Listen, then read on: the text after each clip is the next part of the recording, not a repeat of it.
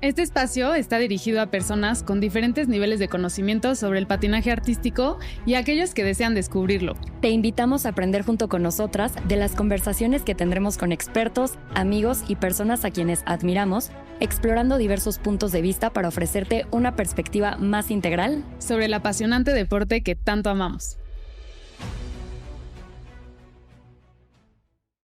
Hola, bienvenidos a nuestro primer capítulo. Yo soy su host Bárbara.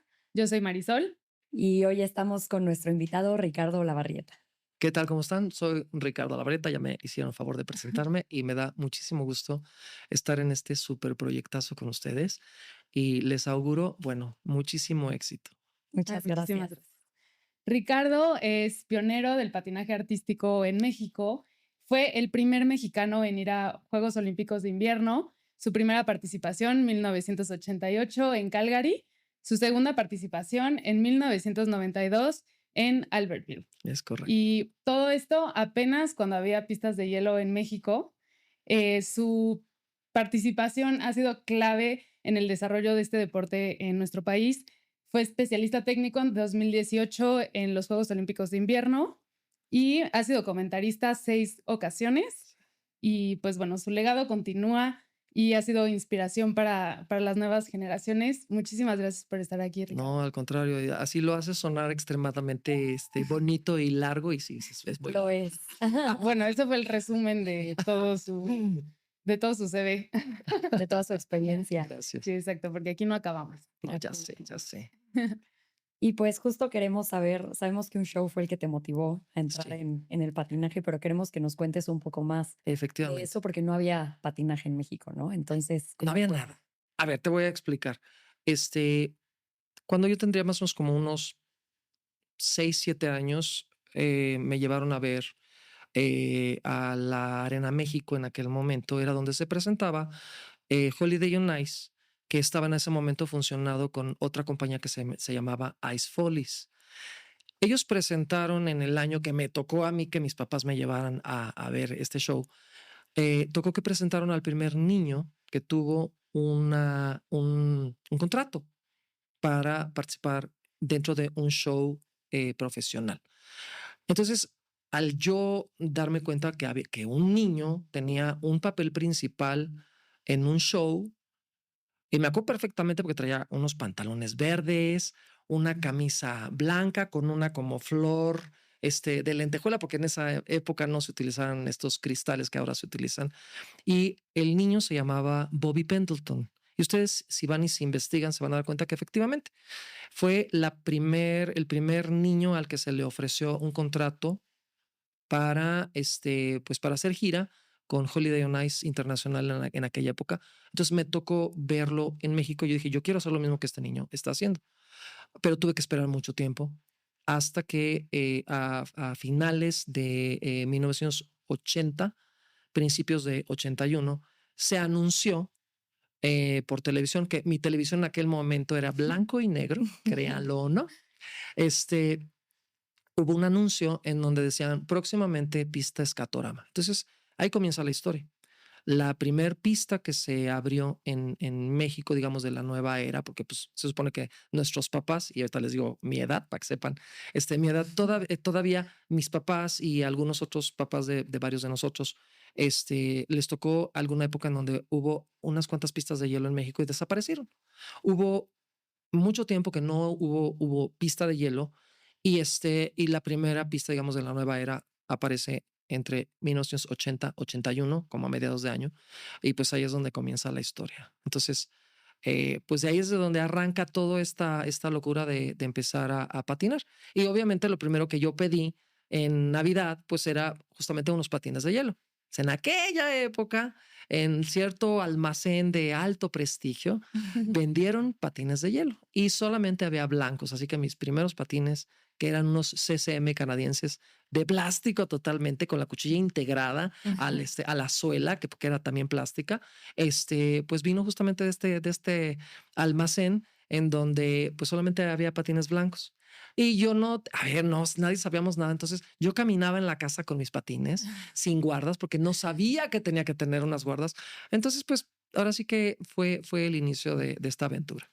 Y empezaste ahí, ¿había entrenadores? ¿Cómo fue tu acercamiento para empezar a tomar clases? ¿Y cuántos años Sí. tenías? A ver, ahí te va. Cuando yo toqué por primera vez un hielo, ya había pasado diciembre de 1980. Yo tenía 10 años. Yo soy de 1970. Yo voy con el año, entonces ahorita tengo 54 años. En ese momento que yo ya tenía 10 años, yo durante toda mi vida hice deporte. Mi abuela en aquel momento, cuando yo tenía 3, 4 años, me llevó a la Hawaii a aprender a nadar, porque dijo: "Tú tienes por fuerza que aprender a nadar. Esto no es una diversión, es una necesidad". Lo que siguió es que yo durante mucho tiempo hice karate. Entonces, digamos que mi experiencia en karate fue lo que me dio la fuerza muscular, y la parte de la natación lo que me dio fue la elasticidad. Entonces, yo hacía ambas cosas hasta que llegué al patinaje y empezando en patinaje, prácticamente dejé todo lo demás porque tiene una magia muy especial nuestro deporte que no la encuentras en ningún otro lado. Sí. Es algo muy particular. Ustedes lo conocen porque ustedes mismas saben cómo funciona esto. Entonces, ¿qué sucedió en ese momento cuando se abre esa primer pista? Esa generación que sí tuvo pista de hielo, em, eran un grupo de amigos que de hecho uno de ellos, su papá, eh, estaba a cargo de la Arena México. Entonces, cada que venía Holiday on Ice o estos espectáculos sobre hielo, los amigos del hijo eh, querían ir a ver y querían ir a aprender.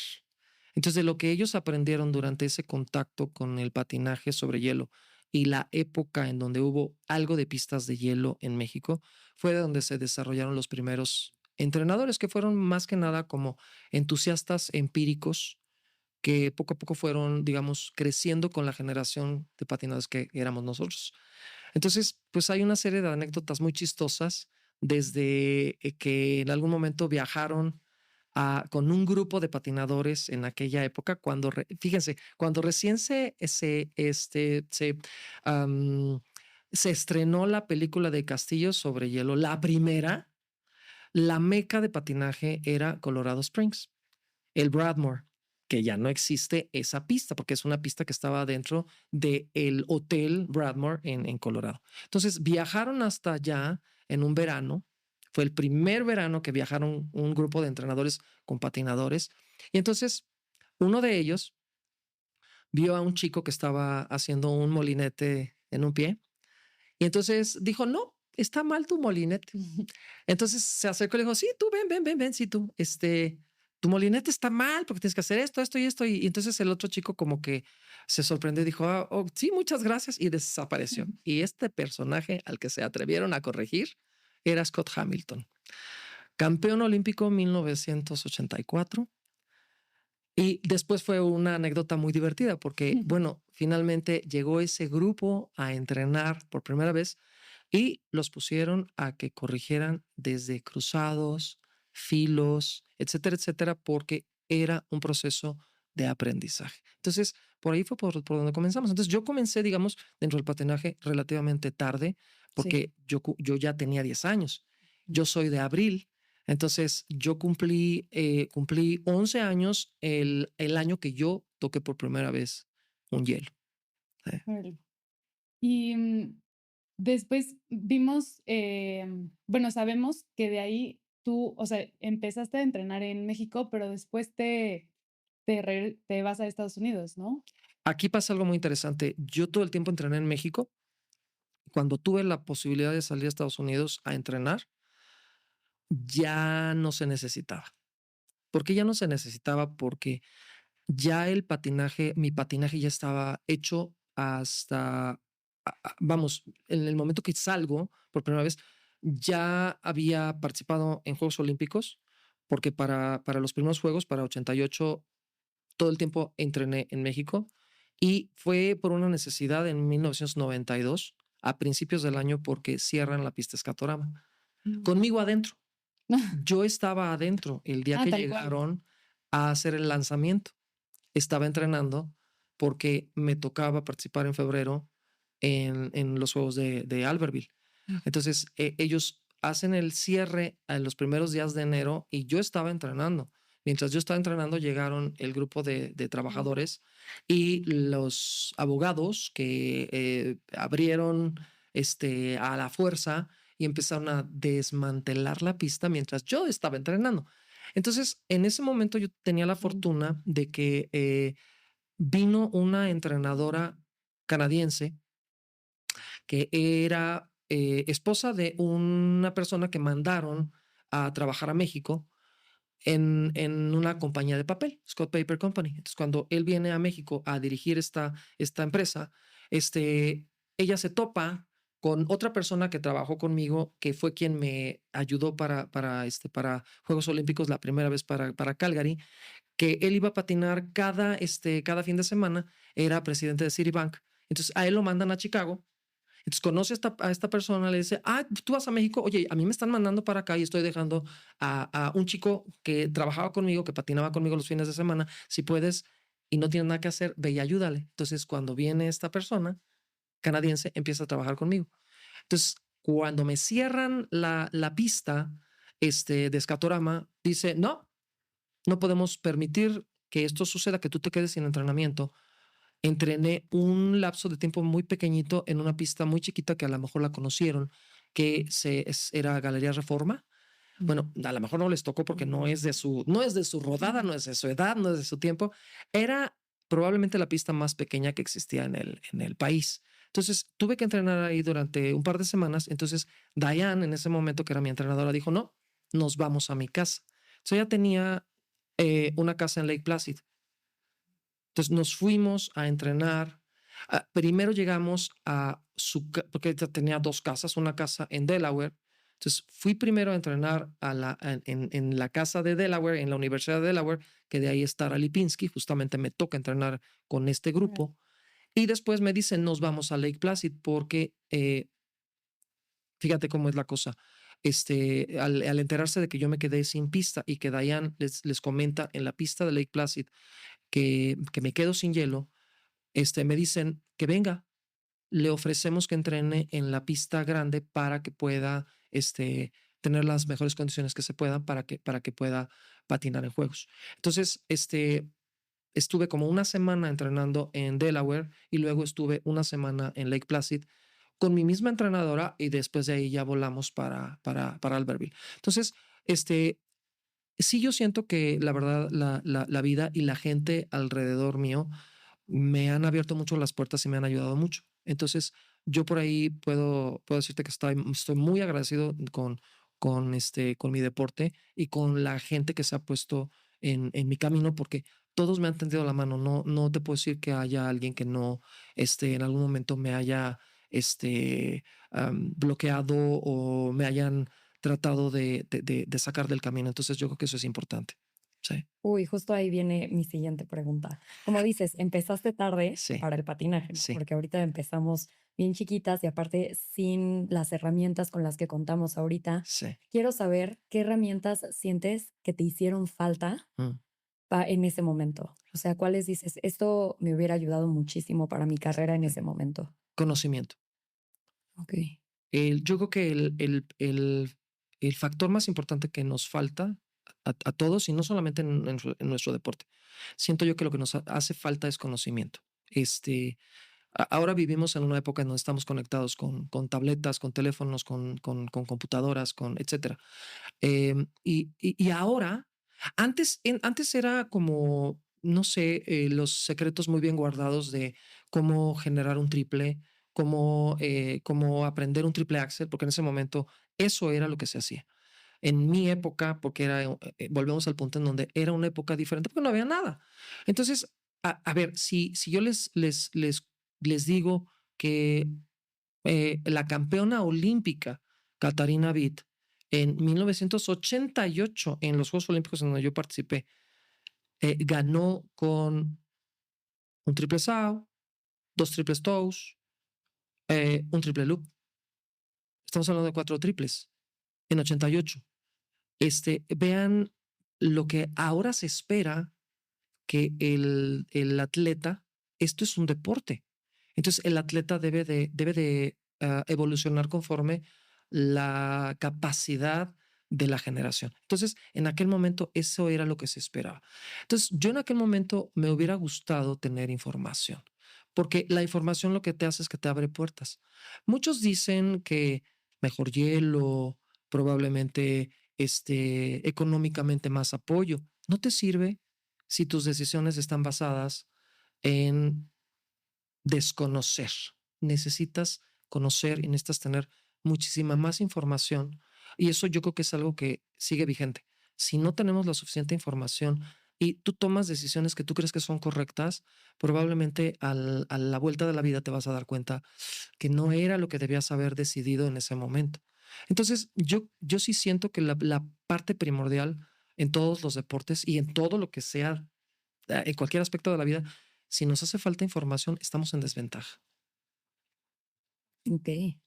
¿Y sientes que hubo un momento de inflexión? O sea, ¿en qué momento empezaste a los 10 años? Sí, ¿En qué momento, y nos comentaste antes de entrar al capítulo fuera de cámara, sí, que tu meta no era ir a los Juegos Olímpicos? sí. ¿En qué momento fue que dijiste, voy a ir a los Juegos Olímpicos? Yo, un mexicano que empezó a los 10 años, voy a ir a unos Juegos Olímpicos en patinaje artístico. Yo te voy a decir algo, nunca fue una idea tangible. No puedo decir que no lo imaginaba, pero no basé mi vida en participar en los juegos. Todas estas cosas llegan de una manera muy extraña y les voy a resumir un poquito lo que pasó en mi vida en ese momento. Eh, Todos nosotros que estamos dentro de este deporte, yo creo que en varios deportes estás porque te divierte, porque te gusta, porque te apasiona. Tengo un poco de reserva el utilizar la palabra pasión porque implica también sufrimiento. Y yo te debo decir que yo no he sufrido. Entonces, mi interés y mi motivación me llevó a que yo hiciera algo porque me gustaba hacerlo. Y lo sigo haciendo porque me gusta hacerlo. Realmente no hay nada que te obligue. Cuando hay una obligación, entonces tenemos un problema. Ujú. Pero cuando estás en un deporte o lo que sea, porque te gusta, se te empiezan a abrir puertas. Entonces, yo a donde fuera, estuviera mi mamá comprando en el súper, yo estaba saltando en el piso. A veces me llevaba así una pila de latas de Campbell's o de lo que fuera, porque aterrizaba y le daba con el pie. Entonces, eh, Órale. era incontrolable, esta es la cosa, era incontrolable mi intención de aprender y mi intención de mejorar. Em, ¿Quién me enseñó a saltar? Aquí viene un pequeño secreto en aquel momento. Yo era muy bueno para girar, era muy bueno para hacer molinete y era muy bueno también para interpretar. Entonces, esa parte de la interpretación, porque aparte mi mamá decía, bueno, a ver, lógico era que si yo estaba en un deporte de este estilo, me metieran a tomar clases de danza. Entonces, me inscribió a clases de danza particulares porque se daba también cuenta que veían un niño, era raro que un niño pisara un estudio de danza, entonces querían enfocarme hacia la danza. Entonces, no comprendían que yo lo que quería o lo que necesitaba era un complemento para mi deporte. Entonces, hasta que encontramos a una persona que entendió y que me dio esa formación para poder utilizar el cuerpo como un medio expresivo. Entonces, el hacer estas decisiones, finalmente te van llevando a que vayas siendo mejor patinador. Entonces, ella en aquel momento, mi maestra de danza, iba a tomar clases con otros maestros que llegaban y llegó un maestro de la Unión Soviética, porque todavía no desaparecía la Unión Soviética en aquel momento, y él venía del ballet Bolshoi. Entonces, cuando llegó y le dijo, es que yo tengo un alumno que patina, le dijo, quiero que me lo traigas, quiero trabajar con él porque yo trabajo en la sección de patinadores y aquí hay un detalle importante que por eso estoy llegando para allá. Quiero trabajar con él porque yo trabajo en Moscú con la sección de patinadores y tengo mucho que enseñarle. Entonces, cuando yo llegué con este señor, Fedor Lensky, se llamaba este personaje, el señor también tenía cáncer y él llegaba, daba clases unos cuantos meses a toda la comunidad de bailarines en México y juntaba su dinero y se iba a recorrer el mundo. Entonces, él fue la persona que me enseñó a saltar. Entonces, todos los conceptos de eje, giro, aceleración, postura, etcétera, etcétera, vienen específicamente de Fedor Lenz, que él fue el primero que me enseñó a entender cómo funciona un triple. Entonces, ¿Y él vino a él México? estuvo en México, él vino a México, él estuvo en México y él me enseñó en ese periodo de transición entre Juegos Olímpicos de 88 y Juegos Olímpicos de 92. En ese lapso es donde yo aprendí cómo funcionaban los triples. Ahora, todos hemos tenido que practicar en sesiones públicas, entonces mis saltos no eran veloces, no tenían desplazamiento, yo tenía la capacidad de girar y aterrizar en el mismo lugar y funcionaba. Entonces, para aquella época también era como muy sorprendente que tú pudieras hacer estas cosas en el piso y en el hielo. Entonces, así fue como fue desarrollándose mi entendimiento del deporte.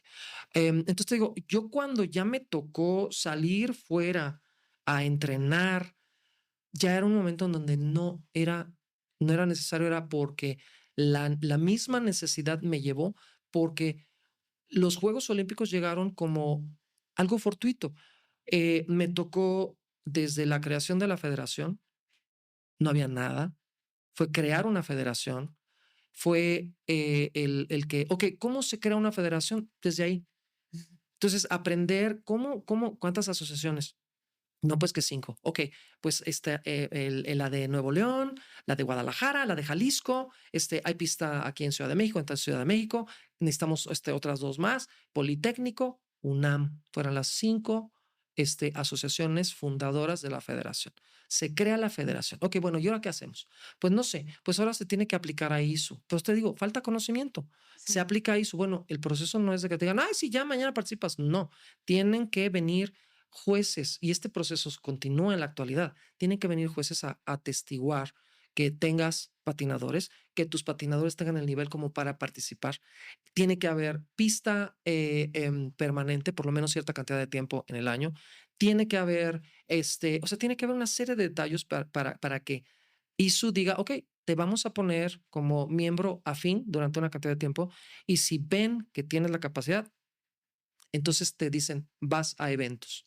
Si tienes capacidad, si tienes patinadores que tengan capacidad de presentarse en un junior o de presentarse en un senior. Entonces, cuando vienen a hacer la calificación, habían 2 personas que aterrizábamos un doble axel completo. No te voy a decir maravilloso, pero era completo. Entonces, había una chica que justamente fue la que representó Juegos Olímpicos de invierno la primera vez junto conmigo, que es Diana Encinas Evans, que ella es nacida de padre mexicano, madre americana, y ella tenía un doble axel maravilloso. Y pues yo, que aterrizaba un doble axel. Entonces, el momento en que llegan y dicen, oye, pues si tienen patinadores que hacen doble axel. Y perdón que te Sí, interrumpa, sí, Ricardo, lo de la federación, digo, obviamente, pues llevó tiempo. sí. ¿Cuánto tiempo antes tuvieron que, o sea, cuando aparece esta oportunidad de que, bueno, sí hay oportunidad de ir a unos Juegos Olímpicos, ¿cuánto, Es que qué no tuvieron que sale hacer? así, no funciona así. Te Ah, voy a explicar cómo sucede. Nosotros patinamos aquí en México durante un buen tiempo y Sasha Martínez, que muchos de ustedes conocen, que es nuestra juez ISU, el día que yo entré a la escuela de patinaje fue porque yo la vi patinar a ella.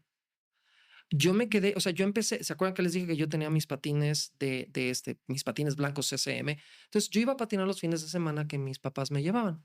Entonces, se aproximaba diciembre. Entonces, un día el Zamboni está el chico de mantenimiento trepado en una escalera poniendo focos de colores.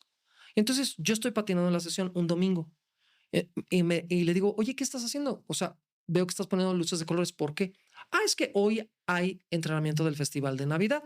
Tú te vas a quedar. O sea, él asumió que yo era parte de la escuela de patinaje. Entonces ahí fue cuando me enteré. Les digo a mis papás, es que hoy va a haber un ensayo y yo quiero verlo. Es que mañana es día de escuela. Sí, sí, yo sé, pero yo quiero quedarme a verlo. Entonces nos quedamos a ver. Y nos tocó ver todo lo que se hacía. Había muchos niños que patinaban, había muchos adultos que patinaban, y la primera persona que tuvo un solo en México fue justamente Sasha. Sasha en aquel momento hacía un molete sentado fantástico, un camel fantástico, y era una rutina especial. Patinaba la música de La novicia rebelde. Y recuerdo hasta su vestuario. Entonces yo dije, wow, o sea, qué maravilla. O sea, ahí me regresé a la época en donde yo vi a Bobby Pendleton, el niño. Entonces dije, yo quiero entrar en la escuela. Entonces, a partir de ahí fue que yo entro en la famosa escuela de patinaje. Pero, ¿por qué te decía que no va así? Porque nunca pensamos en juegos. Las familias nuestras familias crecimos juntos. A veces su mamá me adoptaba a su casa. De hecho, hoy vengo de traer a Cristi, justamente de allá de Toluca. O sea, nuestras familias han sido así desde que tenemos 10 años. Así es como ha sido. Luego, a ustedes a lo mejor no les tocó, o a lo mejor la recuerdan a Lulú, que fue juez también. Lulú se iba con nosotros a patinar. Se escapaba del trabajo y se iba con nosotros a patinar. Yo dejaba mis cosas de la secundaria, me iba a su trabajo, ella se escapaba del trabajo, iba a comer y nos íbamos a patinar. Eso era lo que hacíamos. Entonces, todas estas familias que crecimos juntos, un día dijimos, oye, bueno, aquí no hay nada, hacemos eventos muy chiquitos, vivíamos para hacer festivales. ¿Qué podemos hacer? Vamos por coche a Estados Unidos. Primero dijimos, a ver si nos quieren hacer exámenes. Entonces llegamos a Houston por coche, y nos dijeron, sí, un sistema que a lo mejor ustedes conocen, que se le llama ahora Easy, ¿no? Antes era ICIA, ahora es Easy, pero es un instituto de patinaje como amateur, como de recreativo. Entonces ahí nos dijeron, sí, pero máximo puedes hacer cuatro exámenes. Y nosotros queríamos hacer todos los exámenes. Entonces fue como una aventura en donde de ahí dijimos, bueno, ok, aquí en Houston ya no nos quieren hacer exámenes. Vámonos a Austin. Entonces nos fuimos a Austin y ahí comienza otra historia. Conocimos a una persona que era examinador del sistema de Easy. Y entonces él dijo, pero ¿por qué no les quisieron hacer los exámenes en Houston? Aquí no hay ninguna regla en Easy en donde te diga que solamente puedes hacer cierta cantidad. Si tú estás capacitado, puedes hacer 20 exámenes, no hay problema, hazlos. Entonces, él nos hizo todos los exámenes que queríamos hacer. Y esa relación fue la que nos dio información. Él fue el que vino a México porque lo invitamos a que viniera a hacer exámenes a México para que entonces la gente aquí tuviera chance de ir a participar en eventos, aunque sea donde fuera. Y comenzaban los eventos internacionales que organizaba este sistema recreativo. Entonces, este personaje, Randy Winship, es conocido en muchas partes del mundo por varias razones. La primera es que cuando él llega a México, nos inserta la semilla de, oigan, ¿y no han pensado en hacer una federación? Entonces todos nos volteamos a ver como diciendo, ¿cómo? ¿De qué habla? Entonces fue ponerte a investigar. No sabíamos absolutamente nada. Y yo digo, yo no, porque eran las familias las que decían, hay que hacer algo para que el patinaje crezca. La única manera que podamos ser vistos es si hay una federación organizada.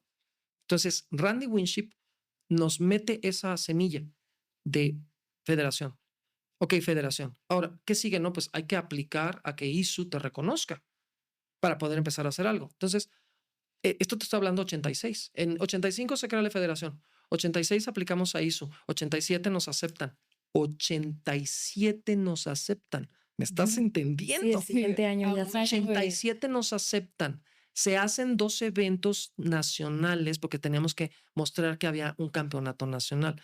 Se da el veredicto, sí entra México y entra como miembro directo, no tuvo que esperar. Mandan una carta directamente de ISU y dicen, ustedes tienen 2 personas que hacen doble axel. ¿Ya pueden empezar a competir? Bueno, ¿a qué pueden empezar a competir? Bueno, ¿qué edad tiene Ricardo? Ricardo tiene, 87, pues 17. Él todavía alcanza a Mundial Junior. Entonces, mi primer evento internacional fue el Mundial Junior en Australia. Wow. Ese fue mi primer evento. Antes, el Mundial Junior se hacía en diciembre. ¿Por qué? No me preguntes, pero el mundial se hacía en diciembre. Entonces, yo en diciembre estaba viajando a Australia para hacer mi primer evento internacional de ISO. Yo ya había hecho 3 años de eventos, que en Houston, que en Dallas, que en Austin, que no sé qué, pero eran eventos en donde, a ver, me vestía de Pinocho, me ponían una música y interprétala. O sea, me explico, y tenía obviamente la rutina, pues rutina técnica que no tiene nada que ver para llegar a un campeonato mundial junior. Y en el camino conozco gente que me ayuda. En- ¿A qué me refiero con esto? Hubo jueces que iban con sus esposos, o sea, juezas con sus esposos, y los esposos también eran jueces, y ellos iban de vacaciones, porque nuestro vuelo, Estados Unidos nos hizo el favor de incluirnos dentro del grupo que viajaba de Estados Unidos al Mundial Junior, para que no saliera tan caro. Entonces, mi mamá y yo nos fuimos en camión, en el Greyhound, hasta San Francisco. Hicimos 3 días para llegar hasta allá, para que pudiéramos comprar un vuelo que no nos saliera tan caro para ir a Australia. Y el vuelo se detenía en Honolulu, en Hawái. Entonces, por supuesto que todas las familias y todos los maridos de los oficiales que iban al mundial, pues querían ir porque la parada iba a ser en Honolulu. Entonces, iban de vacaciones. Entonces, se acercaron conmigo y se les hizo como muy, muy chistoso y muy interesante que era el primer patinador mexicano que iba a participar en un evento por primera vez. Entonces, como ellos no tenían nada que hacer, ellos se pusieron a coacharme durante todo el evento. Entonces, me empezaron a modificar ciertas rutinas. Yo tenía que en ese momento, todavía trazar figuras. Entonces, mi primer parte del evento era hacer figuras. No era muy bueno haciendo figuras, no era muy malo haciendo figuras, pero aprendí muchas cosas en un avión, porque me fueron enseñando, instruyendo en un avión, el cómo debía yo de presentar de la mejor manera mis figuras. Entonces, no fue tan terrible, no fue tan terrible. La primera experiencia fue muy, muy interesante. Entonces, cuando yo llego del Mundial Junior, obviamente hubo una carta de parte de el panel en donde mandan ahí su decir. Pues el niño participó, efectivamente hace un doble axel, efectivamente hizo el doble axel en el Mundial Junior. Y entonces viene digamos, la siguiente parte en donde dicen, ok, van al siguiente evento. A Diana le tocó pirueten, Oslo pirueten. Y entonces cuando llega, también dicen, la chica sí hace un doble axel. Le corresponde el siguiente paso. Pues, ¿cuál es el siguiente paso? Juegos Olímpicos. Entonces yo me enteré en diciembre de 87. Diciembre de 87 me enteré que me tocaban Juegos Olímpicos. No te da chance de pensar porque no es a lo que estás esperando. Te llega, es a lo que me refería yo cuando les decía que el basar toda tu vida en que te toque un evento como viene siendo Juegos Olímpicos no te va a dar nada. Y mentalmente, o sea, ahorita ya nos estuviste contando un poco cómo fuiste abriendo camino Sí, y cómo, pues, tal cual se te abrieron las puertas. sí. Y mentalmente, ¿cómo fue o emocionalmente Ajá, como el ser el primer mexicano? O sea, como no tienes una referencia de alguien que ya lo haya hecho sí. y luego cómo manejar esta presión de, o sea, que iban ustedes dos y bueno, es que si no saco un buen resultado, si no me sale el doble axel ahí, ¿cómo lo tomaban o qué mentalidad llevaban? No es así, te voy a decir qué sucede. Antes era un poco más sencillo, digamos, en cuanto a que la expectativa era personal. Entonces, te están dando algo, no por tu linda cara, sino porque finalmente la decisión de un panel internacional de jueces fue, efectivamente, hace un doble axel. No es el mejor, no es el que va a ganar el primer lugar, pero efectivamente cumple con los requisitos. Y si nos vamos a los requisitos de esa época, tú tienes que tener el elemento más demandante de una rutina técnica, de una rutina corta, era un doble axel. Tú podías hacer una combinación de 2 dobles. La combinación era de 2 dobles. El salto solo era doble. no te pedían un triple, te pedían un doble. Entonces, Y en la cumplías con categoría todo. varonil, La libre es una rutina libre, no, tú puedes hacer lo que se te pegue tu gana. Pero la rutina corta, si tú rellenabas los requisitos de la rutina corta, que era tener un doble axel, una combinación de 2 dobles y un doble diferente, precedido de pasos, que ese era lo que se hacía en aquel momento, tú tenías la posibilidad de estar en un evento así, si es que el panel lo consideraba correcto. Entonces, la invitación llegaba directamente de ISO. No es algo que tú dijeras: "Ay, yo", no. Entonces, te mandaban a decir: "Puede ir", porque ya demostró que sí puede hacerlo. Entonces, ¿sí me explico? Am, yo creo que eso ha sido algo que me ha llevado muy bien en mi deporte, porque todas las expectativas las puse yo. Más en un deporte en donde no había nada, tú vas abriendo un camino y vas creando algo en donde no había nada. Y no es solamente yo, es una generación completa de personas que, que en la actualidad están allí y de una u de otra manera, estén o no estén relacionados dentro del deporte, son parte fundamental de la construcción de lo que en la actualidad tenemos Sí. como patinaje sobre hielo. Entonces, realmente, no te creas, hay muchos detalles escondidos que la gente no conoce. Y poco a poco, cuando tú vas como rasguñándole y encontrándote detalles, tú vas diciendo: "Ah, o sea, es por esto otro". Y es una cadena, es una liga de personas, de hechos, de cosas que has hecho, de trabajo que se ha dado hacia el deporte, que en la actualidad estamos viviendo. No lo vemos, ni siquiera lo percibimos. Pero esto que nosotros vivimos dentro de nuestro deporte en la actualidad es todo eso que todos hemos recorrido, porque no estamos solos. Incluso ustedes que han patinado, todo lo que ustedes han hecho y lo que están haciendo ahorita con esta difusión es lo que te está abriendo, abre puertas invisibles, no se da uno cuenta. Así es como funciona. No nomás el deporte, funciona así la vida. Entonces, cuando la gente dice, es que mi objetivo principal es llegar a Juegos Olímpicos, es muy bueno que tengas un sueño, un motor, una motivación, pero no debe ser lo primordial. Porque volvemos al punto, tenemos millones de ejemplos de personas que fueron campeones mundiales que nunca pisaron Juegos Olímpicos. Y tenemos gente que fue campeona olímpica que desapareció después de que fue campeón olímpico y nunca llegó a ser tampoco campeón mundial. Juegos Olímpicos es algo muy extraño por su asincronía de 4 años.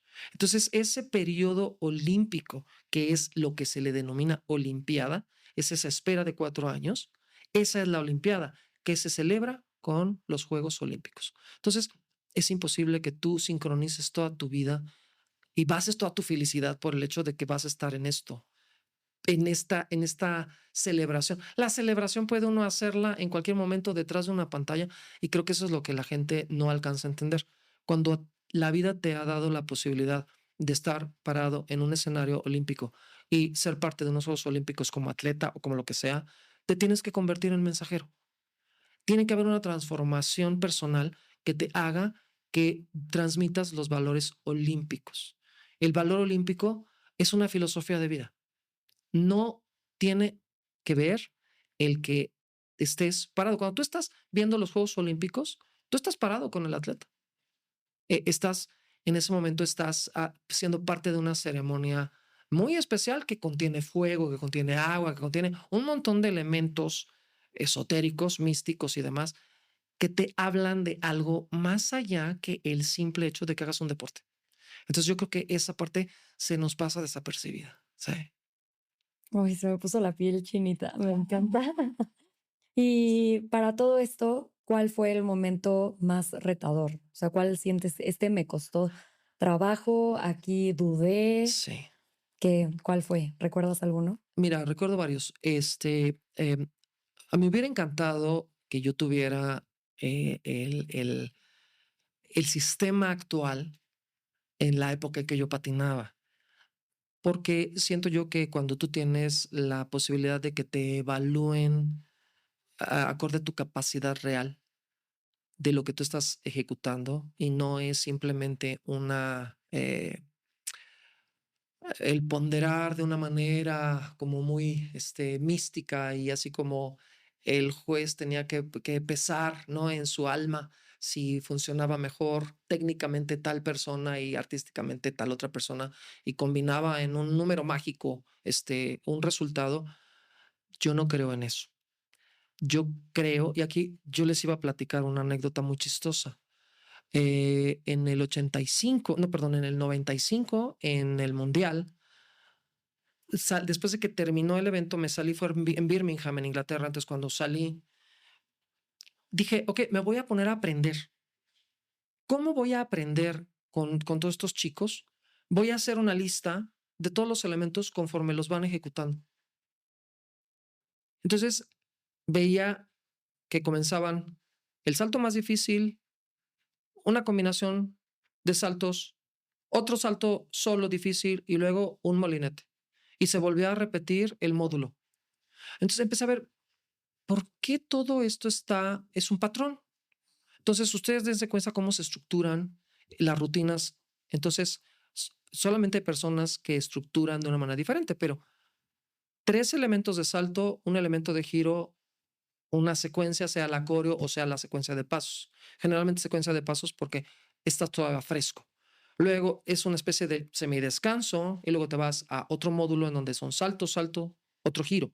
Y luego otra vez salto, salto y terminas con coreo sequence y el giro final o una versión similar a esto. Entonces empecé a detectar un patrón, pero no nada más eso. Yo tenía una hojita que por ahí debe de estar en donde tenía yo anotado elemento por elemento tal cual se iba ejecutando. Y es lo que yo terminé haciendo en mi vida, que es el especialista técnico. Entonces yo en 1995 tengo esa hoja en donde lo hice por una razón diferente, porque yo lo que quería era aprender para mí como atleta de los demás patinadores. Entonces, esas cosas resultó que terminé haciéndolas sentado en una silla de especialista. No sé, hay detalles que son muy extraños. Por eso es de que yo sí siento que cuando tú haces las cosas sin expectativas, con un motor diferente, emocional para tu vida, las puertas se te abren. Entonces tú tienes que tener una meta muy fija y es ser lo mejor que tú puedes ser como patinador o como pintor o como profesionista. Tienes que tratar de ser lo mejor, porque en ese momento se te abren las puertas. Claro, Sí, y aparte ser lo mejor con las herramientas que tienes en ese momento, ¿no? Porque como dices, el timing, pues no depende de ti, no lo puedes controlar tú, es lo que es y tú tienes que dar lo mejor de ti. sí, efectivamente. Y tú acabas de decir algo bien importante. Tienes que trabajar con lo que tienes. Sí, Muchas personas piensan que el patín o la cuchilla hace el trabajo por ti. Yo te puedo decir que eso es una mentira total. Eh, Muchos de los patinadores en la actualidad que ustedes ven, a veces usan una bota de una marca y otra bota de otra marca, una cuchilla de una marca y una cuchilla de otras. Sí, porque es lo que te va acomodando. Em, una de las cosas que yo aprendí, que creo que es lo primordial que el deporte me ha dejado, es el ser flexible y el adaptarte a lo que haya. Si hay hielo bueno, si hay hielo malo, si hay agua, si hay bolas, si tienes un hielo perfecto. Ese fue el problema. Yo te voy a decir una cosa, yo me fui y me maté en una esquina en Juegos Olímpicos en Calgary porque yo no estaba acostumbrado a tener un hielo tan bueno, tan liso, tan duro, tan rápido. Tenía un terror porque con un pequeño impulso volabas. sentía cosas que yo no había sentido jamás en mi vida. Entonces tienes que aprender a ser adaptable. Y esa adaptabilidad te va a hacer que te adaptes a todo. Y una de las cosas a las que el deporte me dejó, que es lo más importante, es esa adaptabilidad. Y por eso te lo estoy platicando ahorita. Porque si yo no hubiera tenido ese proceso de adaptarme a lo que fuera y de trabajar con lo que fuera, yo no hubiera podido sobrevivir a cáncer. Y eso es algo importante. Entonces, no importa. El deporte finalmente es algo bonito, es algo divertido que te puede dejar cosas muy buenas en tu vida. Pero si tú no aprendes y si no, y si eres alguien que se queja mucho o luchas mucho en contra de lo que tú crees que es un obstáculo, te vas a encontrar con que todo te molesta y que todo lo que tienes alrededor es un obstáculo. Y cuando tú no pones resistencia, te puede llegar una enfermedad, como en mi caso hace 13 años, porque llevo 13 años ya bien, en donde si yo no hubiera sido adaptable, me lleva la fregada, pero me lleva, de verdad que me lleva. Ujú. Entonces, yo creo que eso es, fíjate, es muy curioso. Es más importante eso que me dejó que todo lo demás. Tú puedes ponerlo todo junto, no te sirve de nada, porque si tú no tienes tiempo, no te sirve nada de los logros que tengas. Entonces, el ser adaptable, el que tú puedas adquirir esas características por ejecutar un deporte, yo creo que es algo invaluable, invaluable de verdad. Mm. Y dentro de los momentos, bueno, ya nos contaste un poco del el punto de inflexión, el reto. Sí. ¿Cuál es el momento que recuerdas así con muchísima emoción? O sea, que dices: "Uy, ahí estaba en un pico de felicidad increíble". Sí. Bueno, te voy a decir algo muy importante. Realmente no, creo que no terminé totalmente de responder la pregunta del punto de inflexión. El punto de inflexión no fue dentro de mi deporte como atleta. Fue cuando me llega la posibilidad de ser especialista técnico. Eso fue el punto de inflexión, porque yo transité mi deporte y yo decidí, porque esa es la parte importante, yo decidí transitar por mi deporte y retirarme en el año 2000 fuera como fuera, con el último evento que hice, que fue el Campeonato Mundial, antes de cumplir 30 años. Cumpliendo 30, yo dije, ya, tenía otras cosas en puerta, tenía otras ideas diferentes que tenía yo que hacer y la vida te redirecciona. Entonces, a, a finales del año, me mandan una invitación porque quieren, bueno, termino mi carrera, me voy a estudiar, fuera, me voy a estudiar, ahí sí, me fui a estudiar a Estados Unidos, a Canadá y luego de regreso acá en mi universidad, un diploma tripartita de comercio internacional, el cual no uso, gracias. Y soy muy feliz, no pasa nada. O sea, lo estudié porque realmente me gustó. Y cuando yo estoy en todo esto y que estoy planeando otras cosas, me gradúo, me viene la invitación para ser comentarista Juegos Olímpicos en el 2002 en Salt Lake City. Entonces, cuando me llega la invitación en diciembre del 2001, yo dije, qué raro, o sea, me está jalando otra vez la vida hacia el deporte. Ay, qué padre, pues como comentarista. Además que debo decir, sí, lo disfruto mucho, lo he disfrutado muchísimo. Es algo que sé que se les va a presentar a ustedes, chicas. Pero el tener esa posibilidad de volver a estar dentro de algo que te gusta, pues, ¿por qué no? Y vuelve de regreso todo otra vez para adentro hacia el patinaje porque termina Juegos Olímpicos y de repente me llega, en ese año llevo como team leader a el grupo, a los dos niños, al niño y a la niña que van a participar en el Campeonato Mundial Junior en aquel momento. Y yo, pues, platicaba con toda la gente de ISU. Ay, ya te retiraste, ya no es así como lo mismo de que no escuchas que representando México. Bueno, ya viene una generación nueva, yo ya estoy en otra cosa. Tiene uno que saber cuándo es el momento de hacer algo diferente. Tiene uno que saberlo. Entonces, platicando con todos ellos, pues ya regresamos del mundial y de repente me llega un correo electrónico de ISU. Yo dije, me van a cobrar algo rompieron, algo me van a decir. Entonces abro la carta y como que no le entiendo. Y digo, ¿cómo? A ver, pausa. Entonces la leo una segunda vez y digo, me están invitando a un proyecto para formar parte de la primera generación de especialistas Guau. técnicos. Primero me sentí muy halagado, luego sentí un terror horrible y dije, ¿qué va a pasar si voy y no doy el ancho? Y le dije, bueno, a lo mejor lo único que me van a decir es que soy un inepto y me van a regresar a mi casa. Dije, ok, vamos a intentar. Me empecé a preparar. Llegué al seminario, que éramos 18 personas, solo nos quedamos 12. Y entonces me recuerdo, toda la semana fue durísima, pero nos iban pasando de uno por uno a que nos entregaran nuestros resultados en aquella época. Este, el vicepresidente de la ISU, que era David Dorr, mi jefe inmediato, que fue quien ya después yo me enteré que fue el que me propuso, que el señor Peter Crick, al que yo admiro muchísimo, diferentes personas que eran los altos jefes del patinaje artístico de ISU. Es cuando ya me toca que me pasen a mí, pues ya entro y entonces me acuerdo perfecto que David Dorr me dice, eh, Ricardo, te tengo que decir algo muy importante.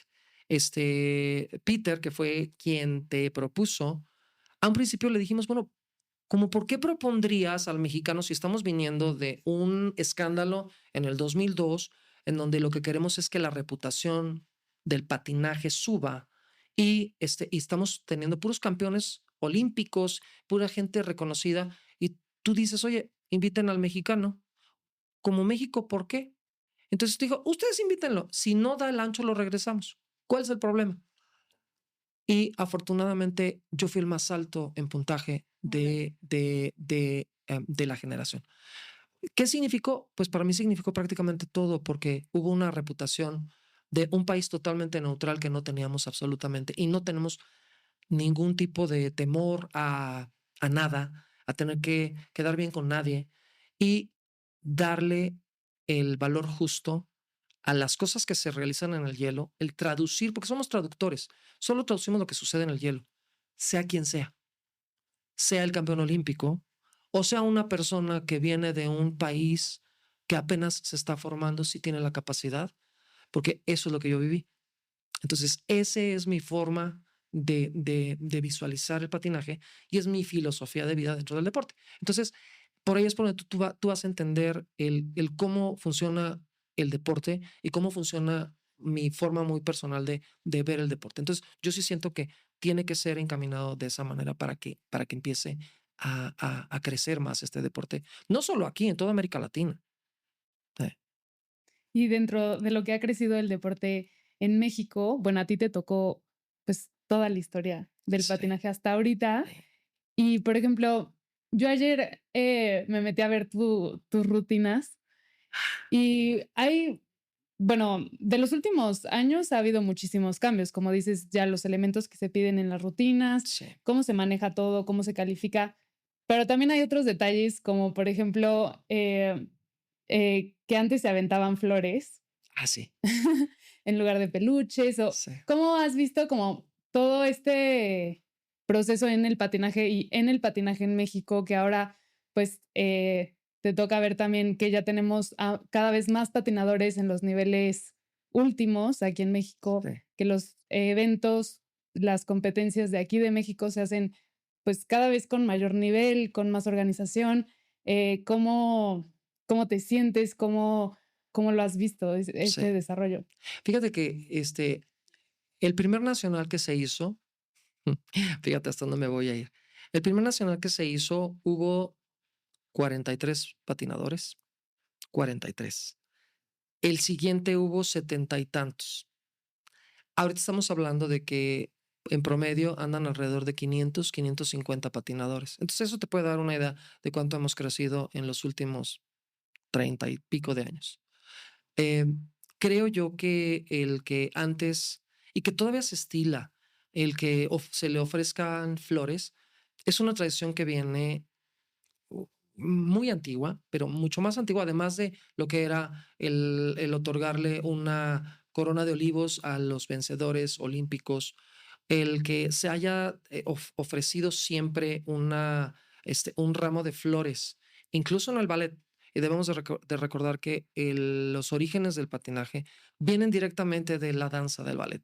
Entonces, el que tú tengas esa tradición de ofrecerles algo a los patinadores, porque también se nos olvida que cada patinador que se pone en el hielo te está ofreciendo algo que no te ofrece otro deporte. En ciertos deportes es el que cruce primero la meta, el que anote primero el gol. Aquí tú tienes que disfrutar desde el inicio hasta el fin. Tiene que haber una historia emocional. No importa si es una historia abstracta o concreta, pero tiene que haber un hilo emocional que una tu capacidad de hacer elementos en el hielo. No solamente es el elemento por el elemento y tampoco no solamente es el verte bien por verte bien, sino le quitas la parte atlética a nuestro deporte. Entonces ya no es un deporte, simplemente es algo bonito, artístico, en donde aprecias la parte de expresión corporal. Pero esa mezcla es lo que lo convierte en un deporte olímpico. Sitius altius fortius. ¿Qué significa? No solamente tienes que hacer lo que se vea bien, tienes que demostrar que eres el más fuerte, Ujú. ¿no? El que puede saltar más alto, el que puede ser el más rápido. Entonces, si tú no vas desarrollando el deporte hacia esa línea, el deporte se queda estancado. Y llegamos a la actualidad. ¿Qué está pasando en la actualidad? En nuestro país yo siento que la verdad es muy bonito en mi caso ver que no hay uno. Hay muchos patinadores que están en un nivel competitivo internacional. Yo creo que habla muy bien del trabajo que han hecho todos. No es algo que haya hecho una sola persona, es algo que se sigue haciendo. Es más, incluso la competencia, el que tú tengas que competir y compararte con gente que está haciendo un esfuerzo mayor al tuyo, te obliga, te obliga por honor, porque se nos olvida también, este deporte es por honor. Todos los deportes debieran de ser así. Tienes que honorablemente ser mejor que el otro. Entonces, aquí en este caso, no puedes hacer trampa, no puedes copiar, no puedes tomar un atajo.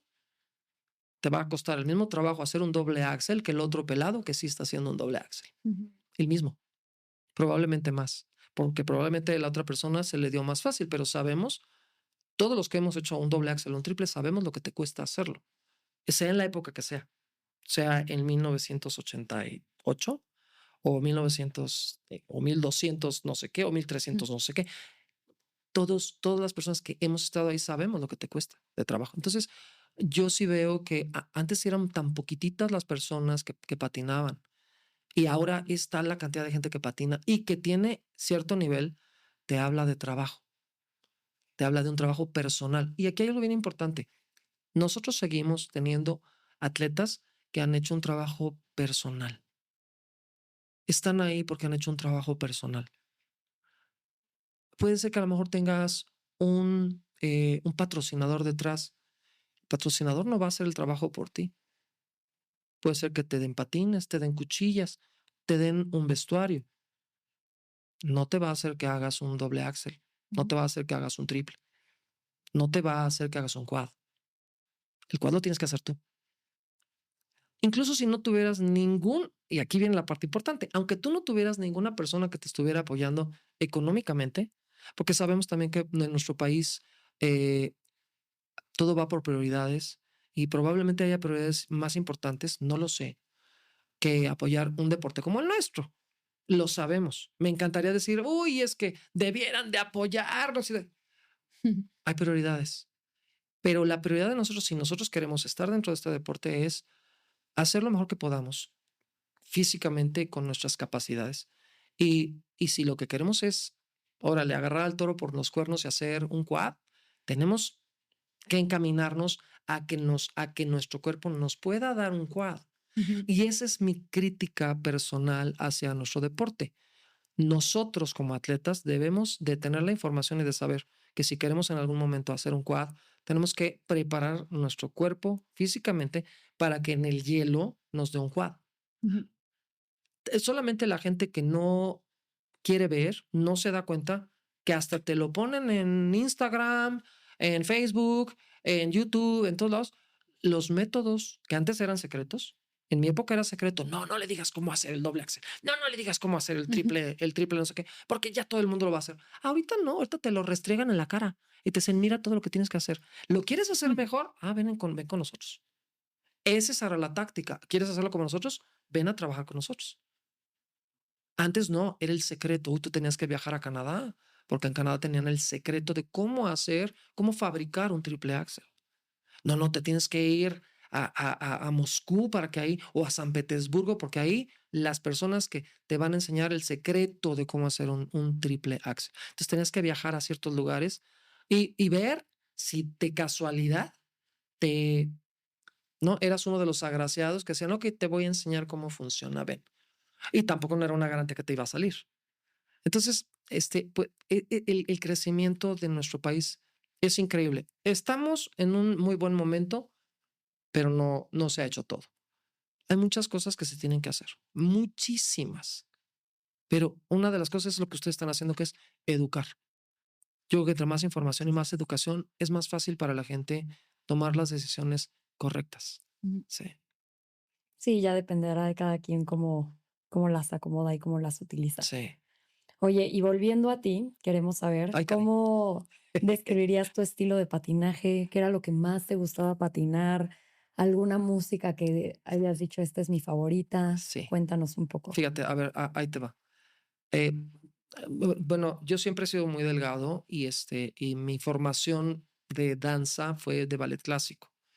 Entonces, yo aquí tuve y les voy a platicar una anécdota para que entiendan algo importante y es importante que lo entiendan. Este, Cuando tuve la entrenadora canadiense, ella me decía, no, Ricardo, you have to be exciting. Así, no, tú tienes que así, no, músicas así. Y yo, Diane, es que ese no es mi estilo. Ujú. No me gusta. A mí me gustan las cosas aburridas, etéreas. Eso es lo que a mí me llega a mí, porque ese es no, es que los jueces no quieren ver eso. Quieren ver así, fast, exciting. Y yo, no. Entonces, tuve por primera vez que, am, ¿cómo les puedo decir? No supe negociar. Entonces, cuando ustedes ven la rutina que se presentó para Albertville, es una rutina que detesté con toda mi alma. ¿Por qué detesté con toda mi alma? Porque no era mi estilo, no era la música que yo hubiera querido para mí en ese momento de vida, pero tontamente, por un concepto mal entendido de lealtad, accedí a sabiendas, y yo tratando verdaderamente, porque verdaderamente, créanme que traté de hacer que funcionara, pero también tiene uno que aprender a darse cuenta cuando algo funciona y algo no funciona. Si emocionalmente tú no estás involucrado dentro de tu música, y perdón, me escogió la misma música que acababa de tener Brian Orser en su rutina Ujú. olímpica anterior. Entonces, automáticamente en mi mente aparecía Brian Orser y yo tratando de no parecerme en absolutamente nada. Y no es que yo fuera ni siquiera no, hace una milésima parte de lo que es Brian Orser, pero no es eso, es que tiene uno que abrir su propio camino. No tienes por qué pasar por un camino que ya esté hecho. No si no te conviene. Y en este caso no me convenía, no me favorecía. Entonces, sí fue una rutina que emocionalmente a mí me tenía muy, muy debajo. Técnicamente tenía un doble axel bien, tenía un triple toe bien, que en ese momento me dio espanto y me abrí. Tenía un triple sao con otro. O sea, vamos, es algo muy extraño porque es un momento en donde yo estaba preparado para hacer una rutina correcta, limpia, y simplemente no lo hice, no lo dejé, no me di la oportunidad de hacerlo en un escenario olímpico. ¿Por qué? Por lo que tú quieras. Miedo, no sé, no hay una explicación lógica, pero tiene uno que asumir la responsabilidad personal. Y mi principal responsabilidad y mi principal culpa en ese momento fue no haber sabido negociar. Porque mi rutina larga, sin embargo, fue algo que yo amaba, pero ya no me tocó desafortunadamente llegar a mostrar lo que sí me gustaba, lo que sí me funcionaba.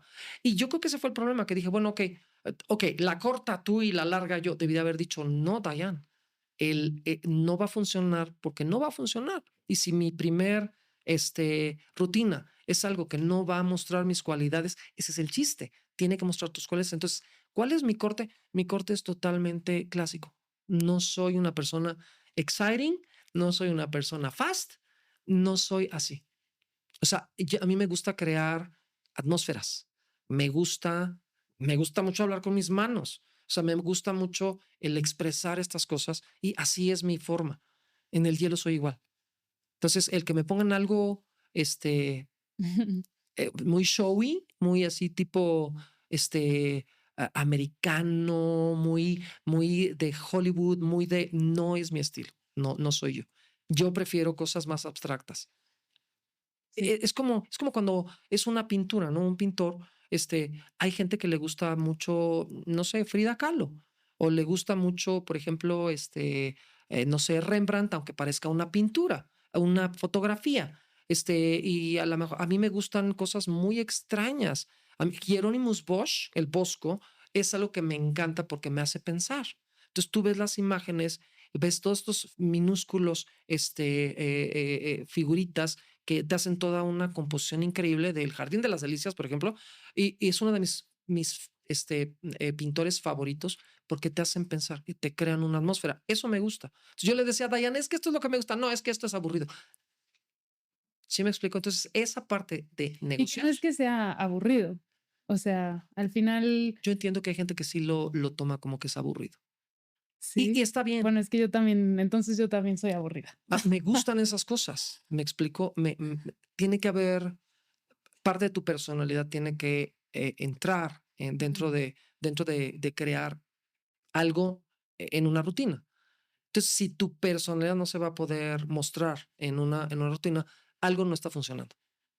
Y si tú ves mi rutina, dices, pues ahí está el doble axel y qué. Ay, tarado, se abrió en el Saucao. Ay, ¿cómo va a ser que aterrice el todo en 2 pies? Se abrió. O sea, sí me explico, pero yo no estaba conectado. Tú me ves y no estoy conectado, ni con la música, ni con nada. Y estoy haciendo la coreografía que me pusieron, que son el plan corporal, ahí está, pero emocionalmente no estoy involucrado.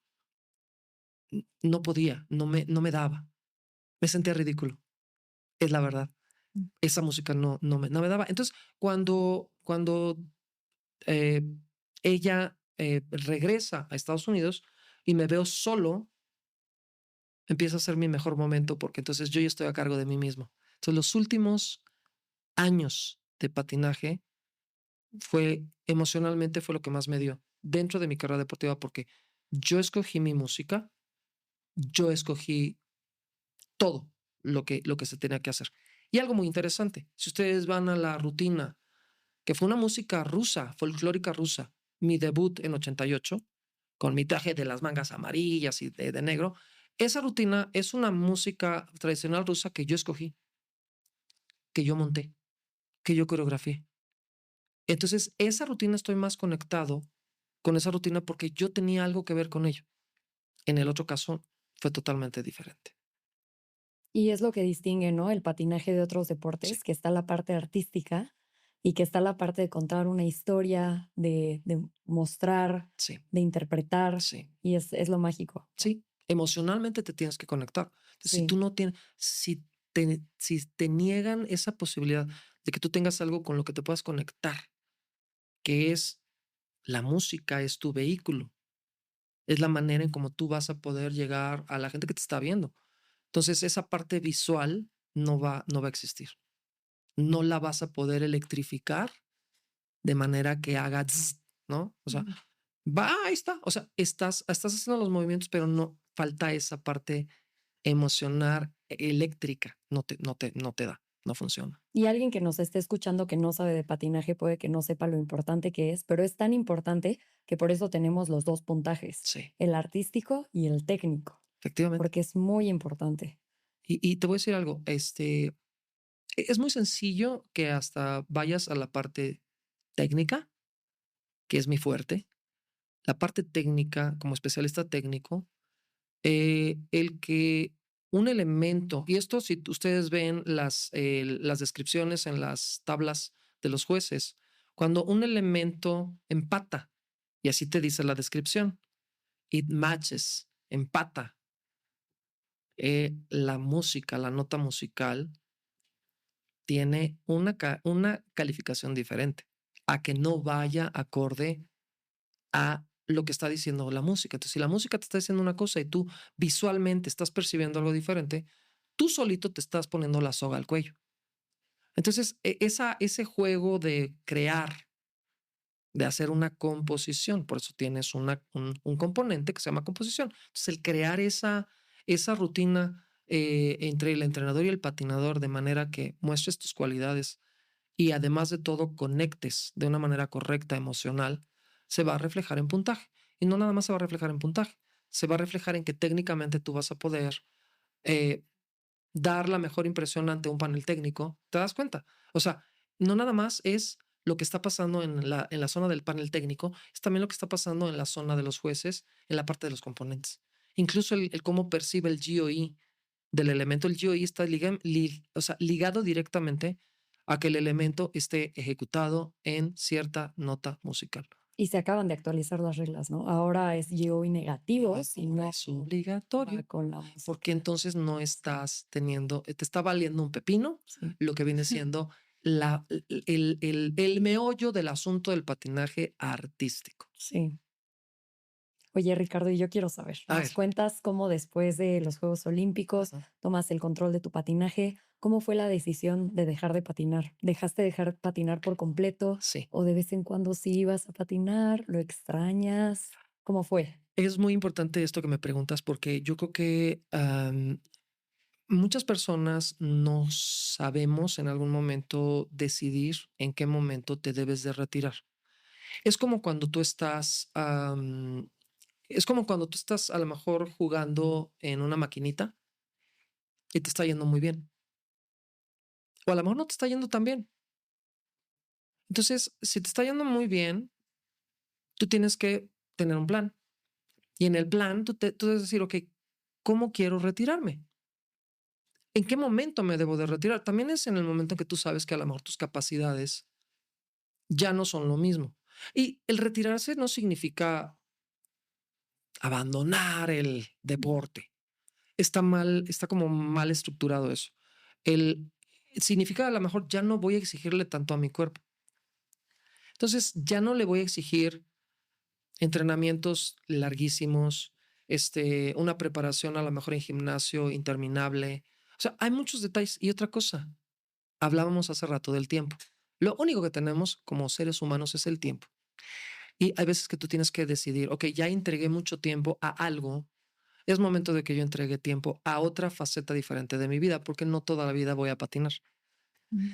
Y a veces se nos olvida y muchas veces utilizamos el deporte como un pretexto para tapar algo que no queremos hacer o que nos da miedo hacer. Entonces, en este caso, él dije, no, yo, ok, en el año 2000 yo me retiro porque además de todo viene mi último año ya de graduación.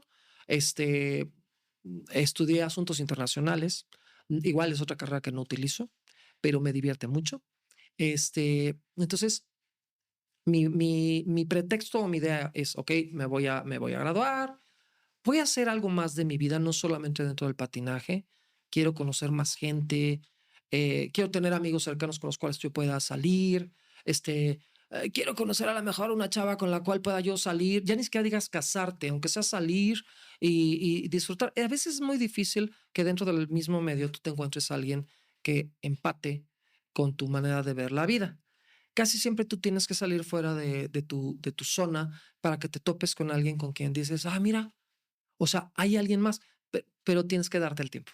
Entonces, en el momento en que decido dejar de patinar, que fue después, o sea, yo ya había dicho, año 2000, me retiro, como sea. Entonces, después del campeonato mundial, bye, basta. Me dediqué a otras cosas, me dediqué a mi carrera, a terminar todo mi rollo y empiezo a ver que hay más allá que el puro patinaje, sin dejar el patinaje, pero dejé de entrenar. Ay, fue de lo más delicioso, tengo que decir. Fue Ah, de lo sí. más, sí, sí, todavía me encuentro con muchos compañeros que me dicen, ¿no lo extrañas? No, no extraño para nada levantarme a las horas de la madrugada y no extraño para nada que tenga a lo mejor un mal día y que me dé un catorrazo de los buenos. O sea, esas cosas no las extraño. Aparte, como he seguido dentro del deporte y he seguido, vamos, pues Sí. tras bambalinas como especialista y a veces hasta como espectador, a veces ni siquiera como especialista, Ujú. disfruto mucho y disfruto otras cosas. Bueno, ahorita que te digo, o sea, teniendo un niño de 10 años, con mi esposa, nos gusta mucho comer, nos gusta mucho viajar. Entonces, cada que tengo un poquito de dinero, con poquito que tenga, yo veo a dónde me voy. Porque vuelvo al punto, no tenemos tiempo que perder. Ujú. Entonces, cuando el tiempo se te va, se te va. Entonces, tú quieres a lo mejor decir, no, voy a ir al Tíbet uno de estos días. Más te vale que vayas cuando tu presión arterial te lo permita, cuando tus patas y tus rodillas te lo permitan, cuando no te duela la espalda, cuando luego dicen, no, yo voy a hacer un crucero hasta cuando ya esté viejito y ya me haya retirado. Uy, ya para esas horas, mejor ya ni salgas, pero ni a la esquina porque te da el aire y ahí te cuajas a la mitad de la calle. ¿Sí me explico? Entonces, son detalles que uno tiene que aprender a calendarizar su tiempo. Y yo decidí que mi tiempo lo quería utilizar para mi gente, para mi familia. En este caso ahora para mi esposa, para mi hijo, para mi mamá. Este, am, ¿Por qué? Porque vuelvo al punto, no vamos a estar aquí siempre. Entonces, si tú no aprovechas tu tiempo con tu gente cercana, en el momento que los tienes, eso no te lo regresa nada. No te lo regresa nadie. Nadie te va a agradecer que hayas utilizado tu tiempo para alguien más. Tú misma te lo vas a estar recriminando porque usé mi tiempo para algo que ya no. Entonces tiene uno que aprender a darse cuenta en qué momento. A ver, más allá de los 30 años que hubiera hecho, que me hubiera puesto a aprender un quad, ¿iba a hacer alguna diferencia si hacía yo un quad? ¿Me iba a convertir en el campeón olímpico, en el campeón mundial? Bueno, a ver, aunque hubiera avanzado 2 lugares, ¿iba a valer la pena? ¿Vale la pena el estrés físico al que sometes a tu cuerpo? ¿Te iban a dar algo extra? ¿Me iban a dar una medalla? ¿Iba yo a ganar algo más allá? No.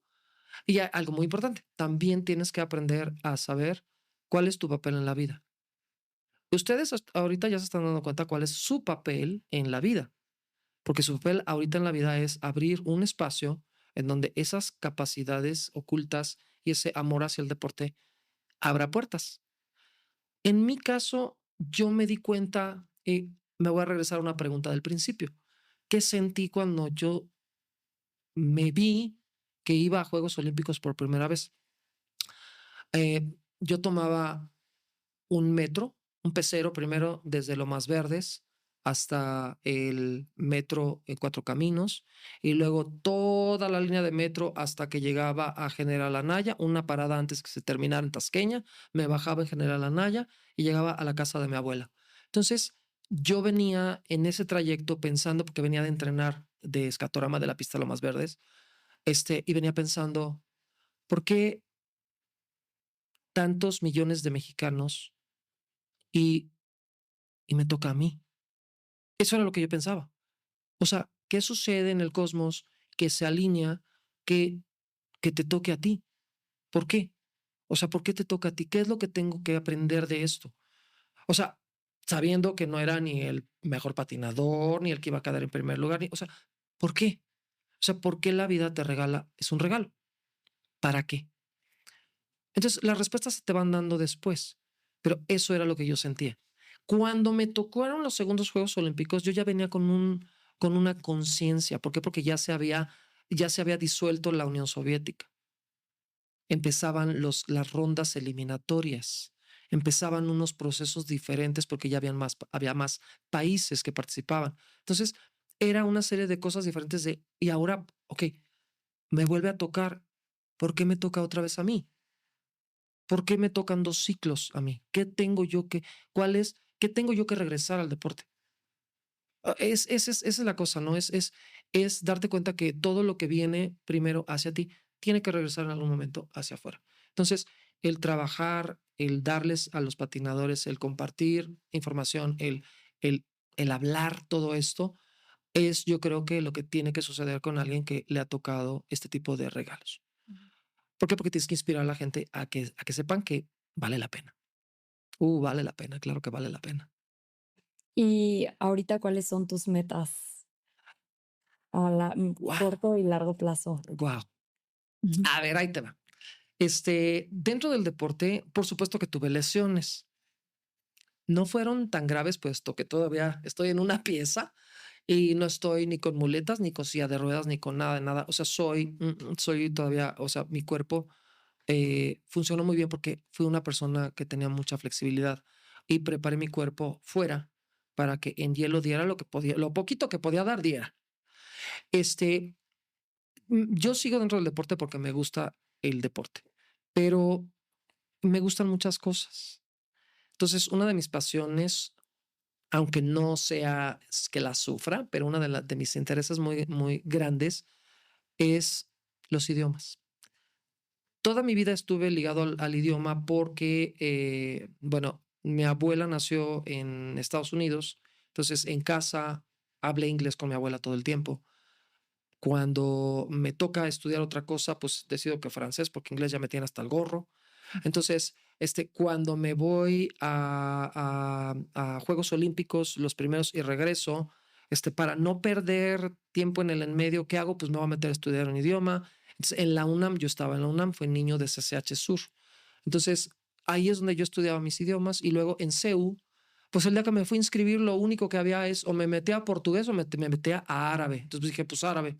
Entonces estudié 3 años de árabe en la UNAM y luego después de eso vivía rodeado de rusos, así que me metí otra vez a estudiar 3 años más de ruso. Entonces es una de las cosas que más me gustan. Me gustan los idiomas para desarrollo personal, pero también me gusta mucho toda la parte física de lo que viene siendo qué pasa con el cuerpo, terapia física, terapia de masaje. Entonces, cuando estuve estudiando en Canadá, estuve de oyente también en la carrera de terapia de masaje. Y de ahí me continué, que masaje con pindas, masaje shatsu, lo que se les ocurra. Y sigo por la misma línea porque yo en algún momento me encantaría seguir la línea de spa. Me gusta mucho, pero no la línea, digamos, cosmética, así como de, no, me importa mucho el bienestar físico, mental y emocional. Entonces estoy muy metido en todas estas cosas de terapia de sonido, con gongs, con instrumentos musicales, con cuencos, con lo que se les ocurra. Entonces, esta parte de utilizar el sonido, la vibración del sonido para crear atmósferas terapéuticas y crear sanación de todo tipo, es algo que a mí me gusta mucho. Entonces, desde crear concentración para un desempeño deportivo, hasta gente que simplemente necesita relajarse y pasarla bien. Entonces, eso me gusta muchísimo. Entonces, a futuro, eso es lo que nos gusta y también a mi esposa le encanta. Lo mismo y los dos.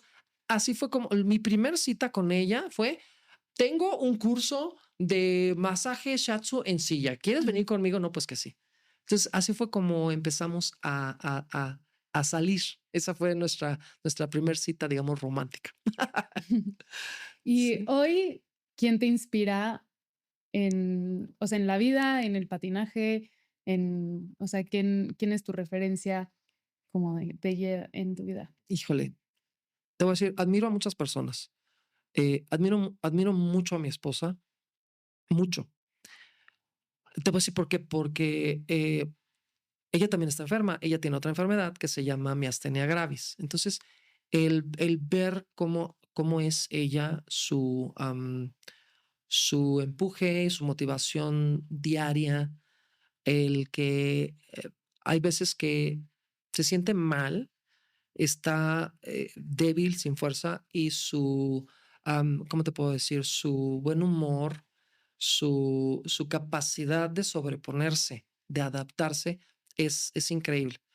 Alguien que también admiro muchísimo es a mi hijo, porque es un ser pequeñito que nos ha enseñado a nosotros como pareja y dentro de la familia, número uno, toda la felicidad que puede traer un niño a una casa. Pero además no nada más eso, sino el que tú tengas la posibilidad de moldear a un ser humano, de ayudar a que la persona crezca en todos los aspectos. O sea, esas dos personas son dos de las personas que más admiro. La siguiente que admiro mucho es a mi mamá, porque no sé cómo le hizo, la verdad, porque siempre mi mamá y mi papá trabajaron Mi papá ya no está hace un par de años que ahorita no está con nosotros ya, porque pues bueno, desafortunadamente murió. Pero mi mamá es una de las personas que también ah, te inspira por muchas razones, porque es alguien que las historias familiares no vienen de algo de familias acomodadas, les costó trabajo salir adelante y no lo ven como un trabajo, sino que eh, es algo que la vida les ha dado porque lo hicieron por el gusto de hacer las cosas, por el gusto de crear una familia, por el gusto de darle a un hijo loco todo lo que se le ocurría, por el gusto de que si se te ocurría decir, oye, es que necesito ir a Australia a competir, ella haya hecho hasta lo imposible junto con mi papá para poder dar esa posibilidad sin pedir nada a cambio. Entonces, esos detalles son importantes. Ahora, a quienes admiro, digamos, este, em, admiro mucho, por ejemplo, a Peter Crick, que fue mi mentor y además de mi mentor, la persona que se animó a decir, inviten a este cuate, denle la oportunidad. Entonces, lo admiro mucho por muchas razones, porque número uno, creyó en mi capacidad y creyó en mí. Y creo yo que aprendí muchas cosas, muchas características de él que no solamente fueron para sentarme como especialista, sino para la vida. Entonces, hay muchas personas alrededor realmente que yo admiro mucho y que creo han marcado mi vida y siguen marcando mi vida, ¿no? Entonces, pues prácticamente esa es la gente que yo te puedo decir. Dentro del deporte, la persona que me influenció y que me marcó dentro de mi deporte fue Toller Cranston. Entonces, este patinador canadiense, que además fue un artista incomprendido durante toda su vida, que decidió exiliarse en México, en San Miguel de Allende, y ahí construyó su taller de pintura y de escultura y demás, y que haya decidido México, y que yo, ahí sí, para que veas, me declaro culpable, que yo imitaba sus movimientos, sus rutinas, sus elementos. Y mi primer regalo ligado al patinaje fue un videocassette. En mi época se usaban videocassettes, en videocaseteras. Yo no tenía una videocasetera, pero tuve de regalo de diciembre un videocassette con una producción, la primera producción que se hizo para televisión, de patinaje artístico sobre hielo de este estilo, fue hecho por Taylor Cranston. Y se llama Strawberry Ice. Lo pueden ver en YouTube, dura como 50 minutos. Y ese show y ese video, bueno, yo iba todos los domingos a casa de mis tíos porque ellos sí tenían una videocasetera, entonces yo podía, desde que me sentaba hasta que me iba, era verlo y verlo y verlo y imitar, imitar, imitar, imitar. Entonces eso sí me marcó mucho. Y para cerrar te voy a decir, la vida me dio la posibilidad de conocer a Toller de la manera más extraña, porque yo estaba en San Jerónimo. Estaba yo entrenando para un evento que se llamaba la Copa de los Alpes, que la primera parte era en Saint-Gervais, en Francia, y la segunda parte al siguiente fin de semana en Oberstdorf, en Alemania, y viajábamos todos los patinadores en el tren de un poblado al otro. Entonces yo estaba preparándome para esa competencia, para ese evento, y yo no sabía que venía Stars on Ice a México. Entonces yo estaba entrenando en la pista a oscuras, porque ya saben que tenía el tragaluz ese de cristal verdoso, que en donde medio se filtraba la luz en la mañana. Entonces yo tenía que hacer mi rutina así como estaba. Entonces triple toe como fuera, triple saw como fuera, como que no, que Dios me ayude para caer parado, doble axel. Entonces estaba yo haciendo mi rutina corta y yo vi a una persona que se fue y se paró y se recargó así en la puerta de la entrada de la pista. Y se acuerdan que estaban las bancas y luego enfrente de las bancas estaba la puerta de la entrada. Se fue y se recargó ahí. Entonces termino mi rutina y entonces me empieza a aplaudir. Yo terminaba con un broken leg y ese es uno de los elementos característicos de Toller Cranston. Entonces, hacía ese broken leg y de ahí me deslizaba hacia afuera como una salida difícil de la actualidad. Y entonces empezó a aplaudirme. Y dije, ¿quién es? Entonces me acerco, sorpresa, era Toller Cranston. Entonces me dijo, ¿quién eres? Ya le dije, no soy tal, tal, tal y tal y tal. Ya he escuchado de ti porque conocía a Diane, mi ex entrenador. Y a partir de ahí nació una amistad muy chistosa porque donde nos encontramos en el Mundial en Lausanne, nos encontramos en diferentes lugares. Ahí nos pidió, ¿qué tienen que hacer? No, pues nada, acabamos de salir de entrenar.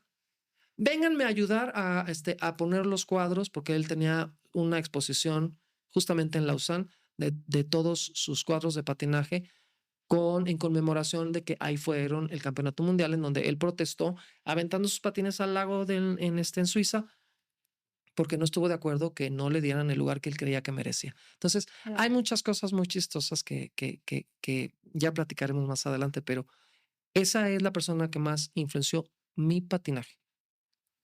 Y no sé quién más, pero ahorita eso es lo que te puedo decir de la gente que admiro. Qué interesante. Sí. Y pues bueno, para cerrar el podcast, queremos hacerte una última pregunta. Sí. ¿Qué le dirías al Ricardo de 15 años? Al de 15 años, Dios del cielo. Híjole, la primera cosa es, creo que debe de ser más paciente. Yo me diría a mí mismo que debía yo de haber sido más paciente conmigo mismo. Probablemente más, ¿cómo decir?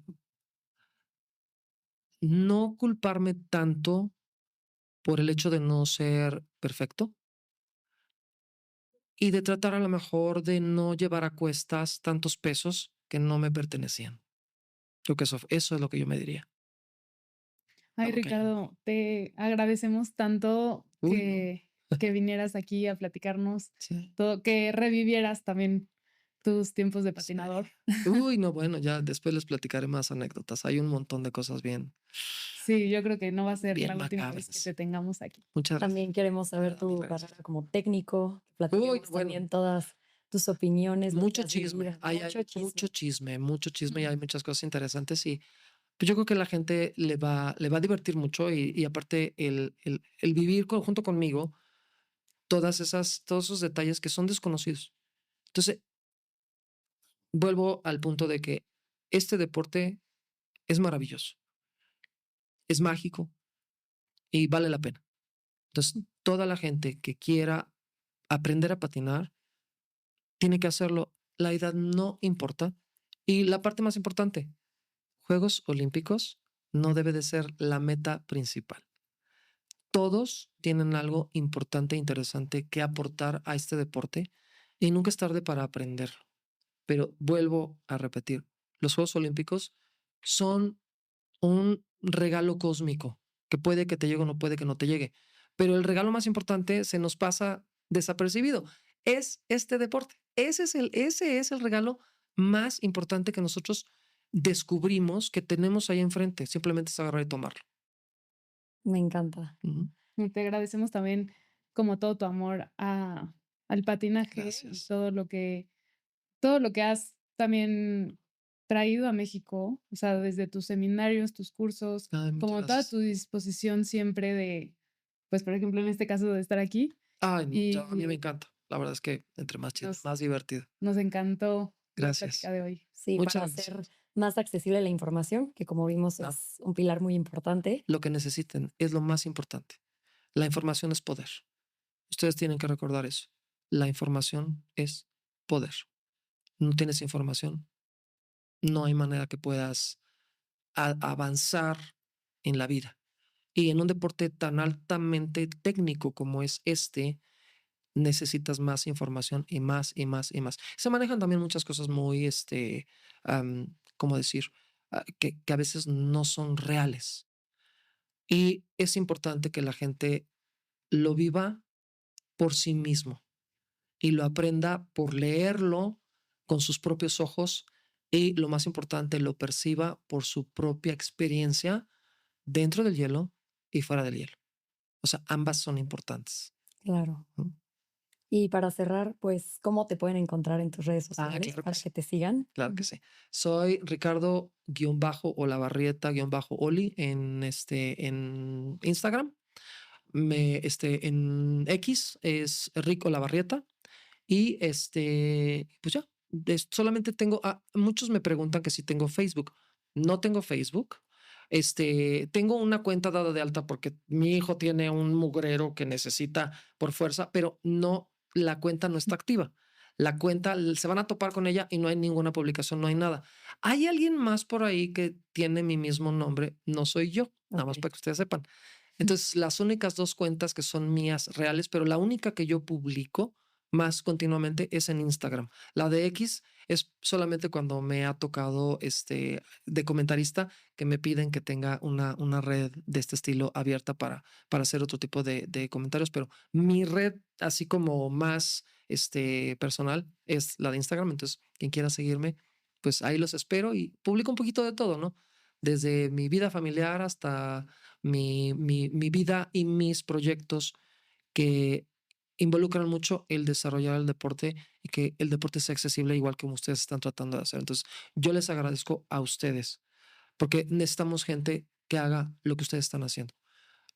Si no hay gente que tenga eh, eh, estas ganas de abrir espacios para que los demás puedan ver, escuchar, enterarse de todo esto, eh, no hay manera de que fluya en esos canales. Entonces, les agradezco yo a ustedes por lo que están ustedes sin que se den cuenta, haciendo por el deporte a nivel hispanoparlante, porque es quien lo quiere escuchar, en donde esté.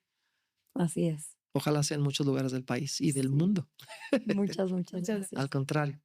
Pues eso fue todo por el capítulo de hoy. Nos vemos o nos escuchamos dependiendo de la plataforma en la que estén escuchando este capítulo. Nos vemos en el siguiente.